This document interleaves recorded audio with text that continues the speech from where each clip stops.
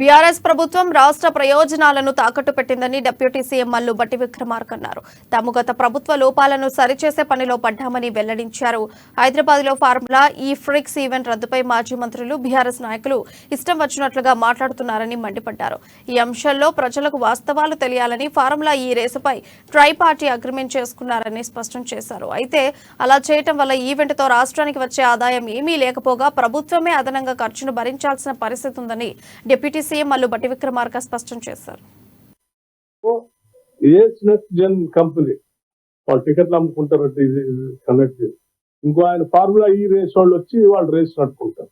మరి రాష్ట్రానికి వచ్చేది అంటే రాష్ట్రం అంటే రేస్ కావాల్సిన ట్రాక్ ఇన్ఫ్రాస్ట్రక్చర్ తయారు చేస్తే రాష్ట్రం హోస్ట్ ఇన్ఫ్రాస్ట్రక్చర్ తయారు చేస్తే రాష్ట్రానికి ఏంటి ఆదాయం అంటే ఏం లేదు. దాంట్లో అంటే రాష్ట్రాన్ని మీ అవసరాల కోసం ఒక కంపెనీ ఎస్పీ లాంటి ఒక కంపెనీ పెట్టుకొని ఆ కంపెనీ ఆ ఫార్ములా ఈతో అగ్రిమెంట్ తీసుకొని ఇవో మా రాష్ట్రం అందుబాటులో ఉంది, వచ్చి సంతకం పెట్టిస్తాం చేసుకోండి అన్నాం. ఈ ఫార్ములా ఈ రేస్ వాళ్ళకి ఫీజు కట్టాలి. ఈ ఆర్గనైజ్ చేసి టికెట్లు అమ్ముకునే వాళ్ళు ఫీజు కట్టాలని అగ్రిమెంట్ ప్రకారం వాళ్ళేం ఫీజు కట్టాలా, state government track infrastructure develop చేయాలి. ఫీజు కట్టాలని చెప్పినటువంటి కంపెనీ టికెట్లు అమ్ముకున్నారు, వెళ్ళిపోయారు, విత్డ్రా చేసుకోండి.